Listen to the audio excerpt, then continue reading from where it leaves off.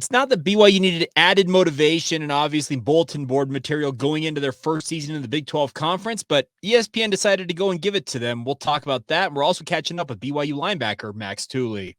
You are Locked On Cougars, your daily podcast on the BYU Cougars, part of the Locked On Podcast Network, your team every day.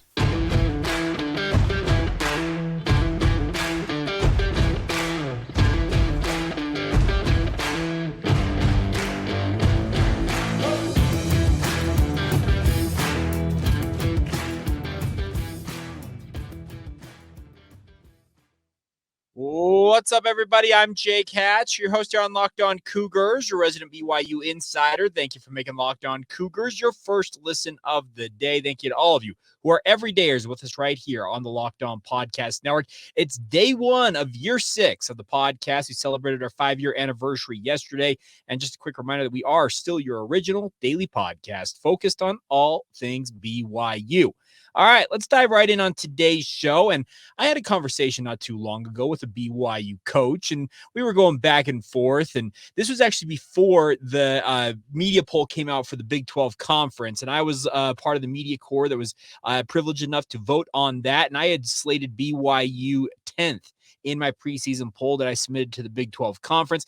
And then going back and forth with this coach, we were talking about, okay, where do you think you guys will land in the media poll? I told them I had picked them 10th. And the response I got, I'm not joking about this.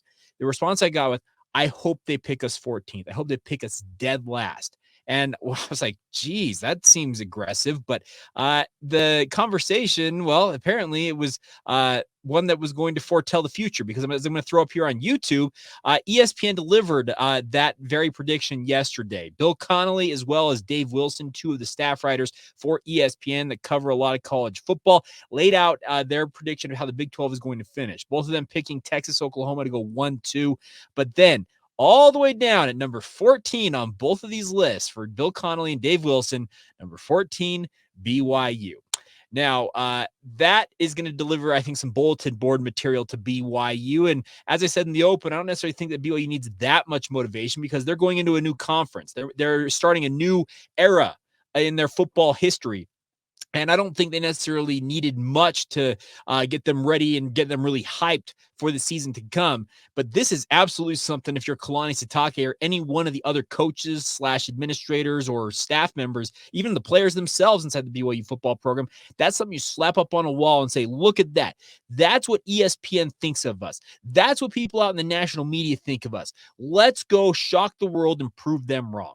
That is absolutely how BYU should channel this. Now, I expect the BYU will have a conversation about this at some level. I don't know how formal it might come up, but this is absolutely something I would venture a strong guess that BYU will use this as internal motivation as they go into this debut season in the Big 12 Conference.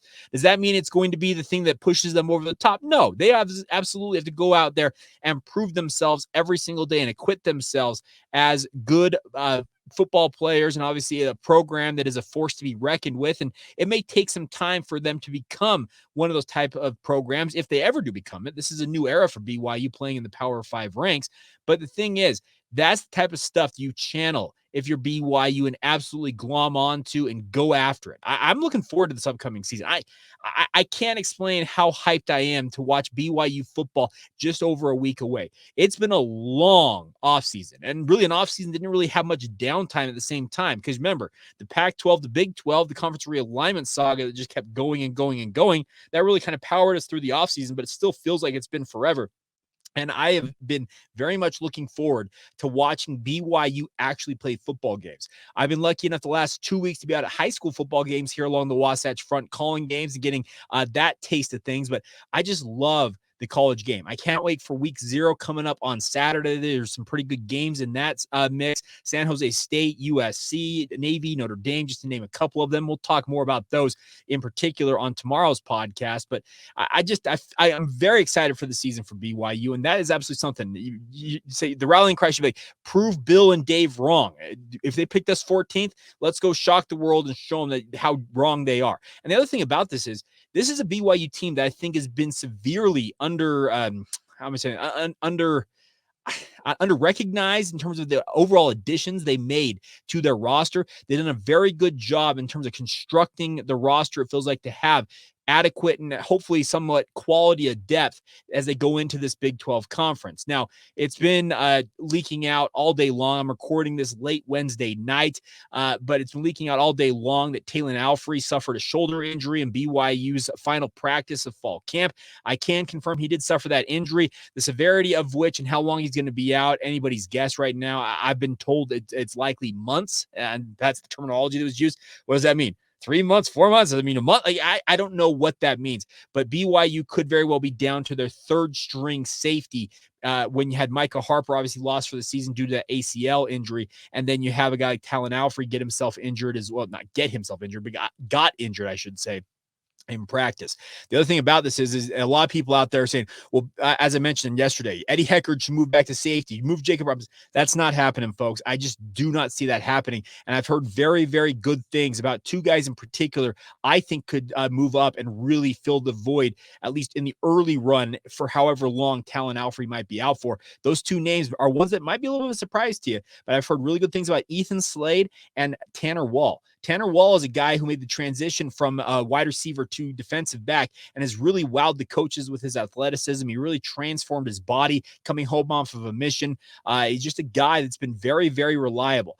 Obviously, you have a former 4-star prospect in Raider DeMooney. Obviously, that talent will rise to the top eventually. You just got to get that playbook under his belt and obviously just get engrossed with the program and understand what the overall scheme and philosophy is. And once that happens, it feels like the sky's the limit for him. And I just need to remind you, Malik Moore is a 5th-year starter for BYU. So you have a pretty steady hand, at least at one safety position, and the injuries obviously are going to be tough to overcome, but I'm still fairly confident that BYU will find an adequate adjustment, and Jay Hill's too good of a defensive coordinator, it feels like, not to find a way to scheme to help his defense versus having that hole at the safety position where Micah Harper and or Taylon Alfrey might have been, just to let them as he's talked about, die by 1,000 paper cuts. He's not going to let that happen. So looking forward to this. We'll see how things ultimately shake out for the Cougars. But the other thing about this is it's a huge opportunity this year for BYU to take another step forward in terms of the overall brand recognition, the overall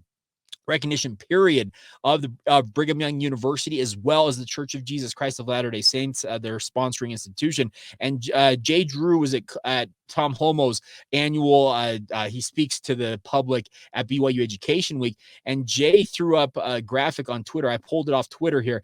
Threw this up. It was from a study saying that, quote, BYU is the most visible extension of the church, and then additional to that, athletics is the most visible extension of BYU, unquote. That is absolutely true. And I've heard that from multiple people. It came from a Lippman Hearn study, a brand study of BYU in 2020. And BYU athletics, folks, it's got too far reaching of an ability to get into people's, homes than anything else. Because when BYU football plays, people are paying attention. And obviously with BYU playing Power 5 football now, you're going to see the brand continue to just really kind of see its star rise, hopefully, with the success on the football field. I've talked with Rondo Felberg, and he's been on my radio show here in Salt Lake City multiple times, talking about the fact that when BYU is playing their best, speaking of the football program in particular, it's no better thing for the overall mission of the church, the missionary arm of the church is what I should say, in terms of evangelizing and sharing the gospel. When BYU football is playing well and winning big games, people are more, there's just more attention, and people are more willing to hear about what the church is all about, and obviously by extension wanting to know what BYU is all about. So there's a very interesting fall ahead because it's a whole new era for BYU. And the nice part is BYU understands that, and they now have some bulletin board material to go out and motivate themselves with, albeit with some injuries, some dings and dents there as well. We'll talk about some more of those injuries, some of the other news and notes I have for you guys coming up here in just a moment. We're also going to catch up with Max Tooley, a guy that BYU, speaking of a defense that needs to have some leaders step forward, a guy like Max Tooley, who was injured a year ago. He's had some injuries throughout his time at BYU. If he can enjoy a fully healthy senior season, What is he capable of accomplishing? Had a one-on-one conversation with him recently. We'll play that for you guys coming up next. First, a word on our friends over at eBay Motors, though. For a championship team, it's all about making sure every player is a perfect fit. It's the same when it comes to your vehicle. Every part needs to fit just right, my friends. So the next time you need parts and accessories, head to eBay Motors. With eBay Guaranteed Fit, you can be sure that every part you need fits right the first time around. Just add your ride to My Garage and look for the green check mark to know if the part will fit or your money back. That's the guarantee from our friends at eBay Motors. Because just like in sports, confidence is the name of the game. When you shop on eBay Motors, and with over 122 million parts to choose from, you'll be back in the game in no time. After all, it's easy to bring home a win when the right parts are guaranteed. Get the right parts, the right fit, and the right prices all on ebaymotors.com, everybody. Let's ride. eBay Guaranteed Fit available only to U.S. customers. Eligible items only, and in some exclusions may apply. Thank you once again for making Locked On Cougars your first listen of the day. I want to encourage you guys to make sure you check it out. It's the two-part Ultimate College Football Preview. It's live now on Locked On Big 12. Make sure you check it out. I had a really, really fun part to play in that with the Locked On Big 12 preview. It's available on YouTube, on our channel, as well as a myriad of others. Part of the Locked On Podcast Network, of course, where the motto is your team every day. And thank you to all of you who are everydayers with us right here on the podcast. All right. So a couple other injury notes for you guys is that BYU is actually fairly injury-free going into what today, speaking of Thursday, is officially game week. They're going to spend some extra time getting ready for the Sam Houston State game, obviously, and obviously trying to get these guys as healthy as possible. There's some nagging injuries, obviously, just lingering over from camp. The guys got bruises. They call them bumps and bruises, whatever you want to term it. There's a lot of that lingering over. But guys I would keep an eye on in terms of the lead up to this game include Hinckley Ropati. He suffered a knee injury during BYU's second to last scrimmage Tuesday night. Was essentially a scrimmage. So the scrimmage last Saturday, Hinckley got dinged up. And the question is, how long is he going to be out with what appears to be a lower leg / knee injury? Hopefully he won't be out too long. Other ones to keep an eye on. The wide receiving core has had some dings and dents. Guys like Keanu Hill, Cody Epps have been nagging some lingering injuries throughout training camp. The hope is that they will not be as serious as maybe originally feared, and they'll be able to go once actual game prep practices begin, but keep an eye on both of them. Cody Epps as well as Keanu Hill. Those are two guys to keep an eye on. Chase Roberts suffered a shoulder injury early on, like the first day of training camp. What I have heard is he's made very good progress, and the hope is that he'll be full go. The nice part is BYU brought in two very capable additions in both Darius Lassiter as well as Keelan Marion, and they've been absolutely sensational in training camp. Rave reports from multiple people I have talked to about what they have shown, and Parker Kingston has acquitted himself quite well. Guys like JoJo Phillips, in terms of youngsters moving up the depth chart, he's made a move up the depth chart as well of late, and JoJo's got all the physical tools in the world.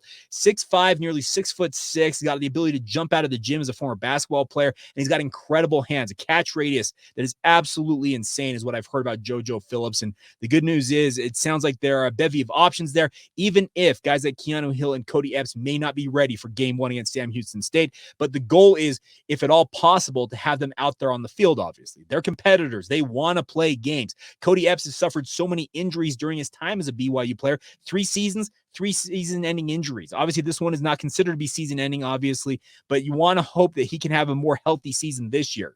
But we'll have to kind of wait and see. So those are the news and notes of guys I would keep an eye on in the lead up to the game. Obviously, anything else I learned from our folks on the inside, our practice insiders, as we call them, people that watch far more of BYU's preparation than I ever will get the opportunity to do so.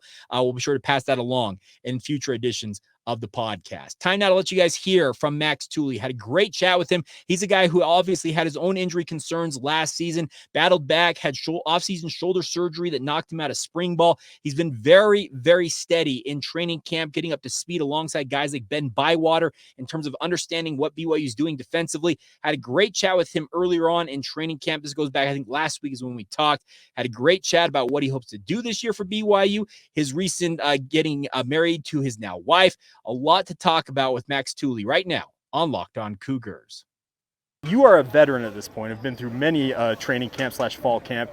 What's different about this one, if anything? Yeah, I'm a veteran in terms of how long I've been here. But I think, one thing I've noticed with this new defense and a new scheme, you kind of feel like a new guy again. Okay. Starting in camp, at least for the first couple weeks, getting a hang of the defense, learning all the techniques and stuff. It's kind of humbled me a little bit. It's a little rusty. Haven't played in a while as well. Yeah. But, it's honestly great, learning a new defense, getting more familiar with the game itself, seeing what other people like to do, what we're going to do this year. So now you missed spring, obviously, so I think that probably adds to the fact that, hey, you're feeling like you're kind of like a new guy in this. How big has it been to have other guys around you like Ben Bywater who also are kind of learning this alongside you? No, yeah, exactly. Me, Ben, AJ came in after the spring. So we've all been kind of in that same boat this summer, learning the defense, especially this fall as we're taking reps and getting in live practices. All that is just getting the repetitions down, figuring it out together. So it's been good to have those guys, be able to learn it together. So, what's it been like working with Coach Hill? Coach Hill, he's a beast, man. I mean, I love the guy. It's hard. You never know what you're gonna get from him, day in and day out. But you can always expect intensity. And, he's always gonna push us to do our best. Regardless of if you're a veteran, first-year freshman guy, he's always gonna push you the same. So it's been one of the consistent things about him is he's always going to come out every day looking to coach his butt off and make us better as football players. I also want to ask you a similar question about Coach Enna. Obviously, he's an alum of this university and played your position. What's he been like? Yeah, I mean, all these guys coached together at different schools. Yeah. So a lot of them connections. have similar philosophies, similar intensity levels. So Enna's the same kind of way. He's always coming in every day with just looking for ways to help us improve, and both on and off the field. So it's been good for him as well. Physically, how are you feeling going into this season versus previous ones, if anything's different? Yeah, obviously coming off the shoulder surgery, that's been an adjustment for me. Honestly, that's just a matter of getting used to it and just trusting the surgery. But physically I'm heavier than I've been in the past, so I've kind of noticed that impact for sure on the field. Having a couple extra pounds definitely helps. But yeah, I feel pretty good for a 25-year-old, Try to feel good. Okay, the question is, did you lose any of that speed gaining those extra pounds? Personally, I don't think so, Time will tell, but I still feel fast, still feel twitchy. So still got the ability to take it to the house if you get that chance again. Yeah, let's hope so. Okay. For sure. Fair enough. Also, you recently got married. How is married life versus being a bachelor and playing football? Yeah, I mean, honestly, getting married has been a really, really good thing for me. It's kind of, shifted my mindset a little bit going into my last year of football. It's kind of helped just lock in, take things a little bit more serious. She's a great help to me, great influence to me. So it's been great. We've been married for a month so far, so it's been a solid first month. You haven't screwed it up yet. Haven't screwed it up yet. Yep. That's what we like to hear. Last couple of things from me is obviously a big season ahead. First year in the Big 12. How excited are you to be able to be a part of this team being in the Big 12? No, yeah. I mean, I think when the Big 12 was first announced, I never really had it in my plans to, be with the team to go into it. So I kind of honestly put it on the back burner for most of my career, or since it's been announced at least. But this year it's obviously hit us, and it's a real deal right now. So I think we're all getting ready, getting our minds right to go into this first year. Prove what BYU can actually do in a Power 5 conference. So. Now, I know it's a game-by-game process. Obviously, you're looking at Sam Houston State, but is there one or two teams on this Big 12 schedule you're looking forward to playing more than others? I mean, yeah, I'd say for sure, whether it be, family ties. I got cousins who are really big OU fans. Oh, okay. So, I mean, I'm sure they're going to be rooting against me for that game, but I think, obviously there's these big name teams that we're playing this year. You got the Texas, the Oklahoma, obviously. I think those games will just be some of those memorable games that you'll never forget about. So it'll be a solid first year. Get some big time games in there. So can you, if I were to say over under on in terms of an interception return for touchdowns, you had two of them last year. Yeah. If I put the over under at 0.5, you think you'll take that bet? I'd take the over for sure. I believe in myself. Anytime I get the ball, if I'm getting a pick, I'm going to do my best to take it to the house. So, if I get one this year, then that's an easy over bet. So, all right, we'll take that. Yeah. Max, thanks so much for the time. Yeah, no worries. Appreciate it. There you go, Max Tooley, BYU linebacker. Big thank you to him for taking the time. And by the way, also just congratulations once again to him for recently getting married. They've been married for just over a month now. And obviously that's a big step in any person's life, much less a guy who is playing high-level Division I football. A guy, as he mentioned, he's 25 years old and looking to go out on the right note as a BYU football player, and wish him nothing but the best. A healthy season, obviously, the number one thing, and obviously all the success in the world that we can obviously wish him moving forward here with the BYU football program. And really love talking to Max. At some point down the road, he and I are going to have to do an interview and actually do it in Mandarin Chinese. We both speak Mandarin, having served missions speaking Mandarin. Wouldn't necessarily make sense to really anybody else outside maybe us two in Cougar Nation. There's a few of you out there may also speak Mandarin, but we've joked about that from time to time just when I've had conversations with him. But nonetheless, big thank you to Max for taking the time to join me here on Locked On Cougars. Now, also one other thing real quick, I can give you a little tidbit. Locked this in actually. So like I said, I'm recording this Wednesday night. Just last night, locked in our player guest. It's going to be an NIL deal for the upcoming season. We had some hiccups, had some false starts in terms of some guys we had pursued in terms of having on the podcast. Finally narrowed in and have locked in our player guests. I'm looking forward to making that official announcement to you guys. Well, we'll announce it on Monday. Why not? We'll make you wait a little bit. But if you want to throw your guests in and who we're going to talk to, it was not necessarily, it was not an easy process this time. I really narrowed in on Clark Barrington last year because I had a personal relationship with him. This year, as I mentioned, we had some multiple false starts and some ideas that we moved down the path with certain people, and things just didn't work out in certain circumstances, but could not be more excited to finally have it all locked in. And we'll get that going for you guys next week right here on the podcast. All right, coming up here in just a minute, we finish out today's show with a look at where you can find other BYU teams in action later on this evening. Also, a look back at two more games in BYU's 2022 season as our run through all 155 games of BYU's independent era nears its end. We're going to be coming up on we'll finish it up tomorrow. We talk about two more games coming up next right here on Locked On Cougars.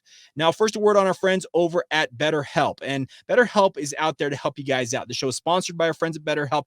And of course, all of us have struggles in life, no matter what it might be with work, relationships, anything else really. And the best part is therapy can help you stay connected to what you really want while you navigate life so you can move forward with confidence and excitement. We all know that life gets you down at times. And that's where therapy can come in. So if you want to check it out, our friends at BetterHelp want to help you guys out. It's entirely online, designed to be convenient, flexible, and suited to your schedule. You're not having to rearrange your life to make appointments and all that type of stuff. It's all done online. You fill out a brief questionnaire to get matched with a licensed therapist, and you can switch therapists at any time for no additional charge. If you feel it's just not working out like you'd want it to, feel free to switch it up and find out what you're looking for. If you're looking and thinking of starting therapy, give BetterHelp a try, my friends. Let therapy be your map with BetterHelp. Visit BetterHelp.com/LockedOnCollege. You get 10% off your first month. Once again, that's BetterHelp.com/LockedOnCollege to get that 10% off your first month. That's BetterHelp, HELP.com/LockedOnCollege. Today's show is also brought to you by our friends over at Perry Homes. Perry Homes is here for you guys, no matter what stage of life you might be in. Whether you're looking for your first home or ready to upgrade to your dream home, Perry Homes has a house for you. For 50 years, Perry Homes is Utah's premier home builder with communities throughout the state. They got many price points, communities, and home designs, all designed to meet you where you need and meet your needs overall. The best part is they got beautiful communities in Davis, Salt Lake, Tooele, and Utah counties along the Wasatch Front. They also have multiple communities in St. George area in Washington County if you want to get down to Red Rock Country and live down there. They offer over 50 unique home designs from ramblers to 2-stories to town homes as well. And the best part is they even have quick move-in homes available if you're ready to move right away. And right now they're offering generous financing incentives for their preferred lender as well to get you started. So visit PerryHomesUtah.com to see what's new in Utah's finest neighborhoods. That's PerryHomesUtah.com, PERRY, by the way, PerryHomesUtah.com to learn more now. For 50 years, Utah has been coming home to Perry Homes. Thank you once again for making Locked On Cougars a part of your routine, everybody. Hope you're having a fantastic Thursday whenever you hear this. Hope you guys are all doing well out there. A couple of notes before we go on today's show is congratulations to the 7 BYU football players who've been named to the Senior Bowl watch list. Now, it'll be linebacker Ben Bywater, offensive lineman, both Caleb Etienne as well as Ian Fitzgerald, also Connor Pay. So 3 offensive linemen, Connor Pay, then tight end Isaac Rex, Keaton Slovis at quarterback, and Max Tooley, also a linebacker, have been named named to this watch list. Now, how prestigious is this? Okay, there are over 700 names on the official watch list from the Senior Bowl, but it means that you are at least on the radar of the most prestigious in terms of it's kind of like a miniature NFL combine. You get an invite to the Reese's Senior Bowl, you are projected to be drafted in the upcoming NFL draft. They don't bring everybody in. They bring in actually a very select number. And of those 700 names currently on that watch list, I think it's going to be narrowed down to maybe less than 100 in terms of overall invitations handed out to the event. So it's good to have all 7 of these guys getting that opportunity. It's held down there in Mobile, Alabama, obviously every winter, but best of luck to all 7 of these players. What we've already heard from Jim Nagy is they already thought that Keaton Slovis was NFL draft material. It'd be very, very surprising if he does not get that invite based on just kind of the comments previously from Jim Nagy, who is the executive director of the Reese's Senior Bowl. But it's good to see these other guys getting their opportunity and wishing them nothing but the best as they move forward here. Also, BYU picked up another commitment, a preferred walk-on this time from a 3-star offensive lineman in David Clifford out of San Diego. It goes to Poway High School down there. He said to 24/7 Sports, there are a lot of reasons why I chose BYU. I've been there several times, and it's an amazing place. The academics and athletics are top-notch, and the fan base is so enthusiastic. He also mentioned the fact that BYU is a church school for me. It's a religious school that's focused on Jesus Christ and has high moral standards, and that was important to me. I haven't decided if I'm going to go on a mission yet or not. That's something I can figure out later, but I'm just excited about my decision.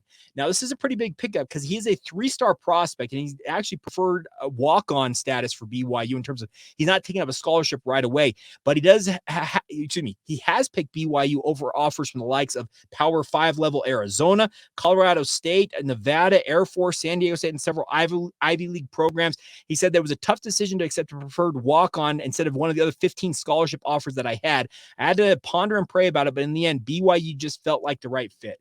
This is a really solid pickup, I feel like, for BYU. And if Clifford develops like BYU and other people out there project and recruiting, you've got a starting caliber offensive lineman down the road who comes to BYU paying his own way. Now, if he proves to be that caliber of an offensive lineman, you obviously put him on scholarship, but it's really, really good to have BYU getting guys of his caliber into the football program. So congratulations to David Clifford. And we'll see if we can get him on the podcast to talk about that decision a little more in depth moving forward. All right, a couple other notes. BYU men's basketball played their 3rd of 4 games in their European tour. Played KK Zadar, which is the home club of the former BYU legend, Kreshimir Chosic. BYU struggled in this one. They actually were tied 41-41 at halftime, but in the second half, BYU just fell apart. They ended up losing this game 80-57, just 16 points after halftime in this game. As Robbie McCombs pointed out, BYU shot just 11 of 42. That's 26% from 3 after making a bevy of 3s in their first 2 contests. They just could not make them in this game. And as Jonathan Tavernari, who played overseas for a number of years, said that's a Euro Cup team. Speaking of KK Zadar, they're loaded with talent year after year, one of the marquee teams in Europe. So maybe the best team BYU will play in this tour, but a tough loss for BYU. And obviously they'll learn something from it, but really cool to have the connection with Kreshimir Chosic. He has like a statue built outside of that stadium, if I'm not mistaken. And obviously the history, having his family on hand to meet with BYU basketball players, really cool to connect different eras of BYU basketball in that game, despite the loss for the Cougars. All right, final couple of notes for you guys on today's show is BYU women's soccer is back in action tonight at home as they host Long Beach State at Southfield. 6 o'clock Mountain Time start, a little bit earlier than typical. It'll be on ESPN Plus, Big 12 now on ESPN Plus if you want to tune into that. Once again, 6 o'clock start for BYU women's soccer, who moved up to number 11 in the country after starting their season 2-0 after 2 wins last week. Would fully expect them to go out there and win this one and hopefully make it 3-0 on the season as they wrap up an early season homestand against the Beach, as they call themselves. All right, now we wrap up today's show. We'll look back at 2 more games in BYU's independent run. We're going to finish things up tomorrow talking about the final 2 games of the 155 they've worked our way through all offseason long.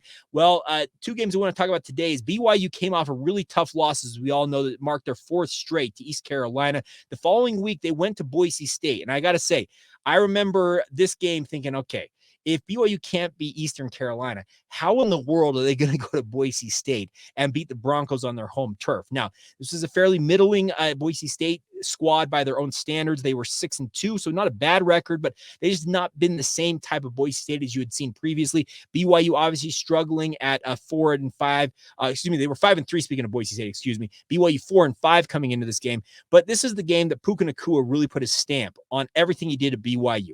Who can ever forget his game-winning touchdown, getting that toe down with that ball cradled under his arm before falling out of bounds?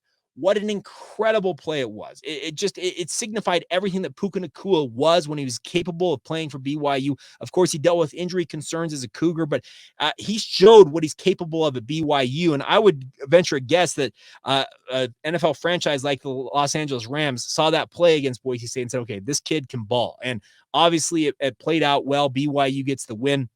Back into the win column to reach 5-5 on the season, and they would follow that up with a tougher than expected FCS game the following week against Utah Tech. Now, this is the first ever matchup between the Trailblazers and BYU. Of course, formerly Dixie State, speaking of Utah Tech, came to BYU, and early on, through everything they had at BYU, they actually had a 6-0 lead at halftime. They added another 14 points in the second quarter, but BYU, to their credit, righted the ship under the direction of Jaron Hall. He ended up passing for a season high, if I'm not mistaken, 456 yards and 5 touchdowns in this game. Christopher Brooks ran for 102 yards in his own right, and BYU ended up rolling in the second half to a 52-26 win. Like I said, tougher than expected against Utah Tech.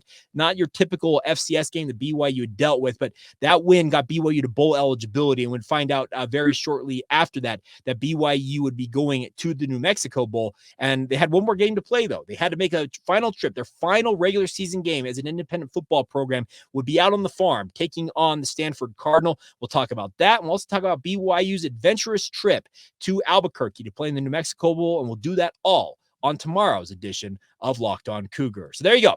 You are up to speed on everything I got for you guys here on a Thursday. A big thank you once again for your guys' support of the podcast. Like I said, year 6 of the podcast is underway, and cannot wait for another 280 or so episodes over the next year, and cannot wait for you guys to be a part of it along the way. So thank you once again for making Locked On Cougars your first listen of the day, as we often say, as well as making yourselves, or being one of our everydayers right here on the Locked On Podcast Network. Until tomorrow, my friends, have a great rest of your day. This has been the Locked On Cougars podcast. See ya.